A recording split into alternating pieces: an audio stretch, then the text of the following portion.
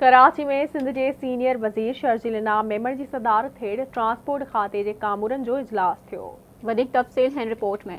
सिंध के excise taxation, narcotics control, transport और मास transit वाले वज़ीर शर्जील इनाम मेमण चयो आहे त ऑरेंज लाइन और ग्रीन लाइन के गंढण के मनसूबे ते अमल कयो पियो वञे, जंहिं लाइ शटल सर्विस शुरू कई वेंदी। कराची में सिंध के सीनियर वज़ीर शर्जील इनाम मेमण की सदारत हेठ अहम इजलास थियो। गॾजाणीअ खे ख़िताब कंदे सीनियर वज़ीर शर्जील इनाम मेमण चयो त शुरूआती तौर ते ईद खां पोइ नुमाइश टावर ताईं शटल सर्विस फराहम कई वेंदी, जॾहिं त अनूभाई पार्क खां जिन्नाह वोमेन कॉलेज ताईं मुफ़्त शटल सर्विस फराहम कई वेंदी। ट्रांसपोर्ट वाले वज़ीर शर्जील इनाम मेमण चयो त वफ़ाक़ी हुकूमत PSDP मनसूबे तहत 18 अरब रुपयनि जूं 300 बसूं ॾियण जो वाइदो कयो हो। PSDP मनसूबे तहत बसुनि जी फराहमीअ लाइ वफ़ाक़ सां ॻाल्हियूं कयूं वेंदियूं। सूबाई वज़ीर शर्जील इनाम मेमण चयो त निगरान हुकूमत रेड लाइन BRT ते ध्यानु न ॾिनो, जंहिं सबबि कम में देरि थी। समूरनि स्टेक होल्डर्स जी कोशिश सां रेड लाइन BRT ते ॿीहर कम तेज़ीअ सां शुरू करे रहिया आहियूं। हुन चयो त असां चाहियूं था त रेड लाइन BRT जो कम तुर्त मुकमिल थिए ऐं अवाम खे फ़ाइदो पहुचे। शर्जील इनाम मेमण चयो त सिंध हुकूमत हाणे इंटरसिटी बस सर्विस शुरू करण जे मनसूबनि ते कम करे रही आहे। इंटर डिस्ट्रिक्ट ट्रांसपोर्ट मनसूबे तहत अवाम जी सहूलियत लाइ 500 बसूं ख़रीद कयूं वेंदियूं। हुन चयो त येलो लाइन बस सर्विस जो कम तेज़ीअ सां हली रहियो आहे। उमेद आहे त तमामु जल्द माण्हू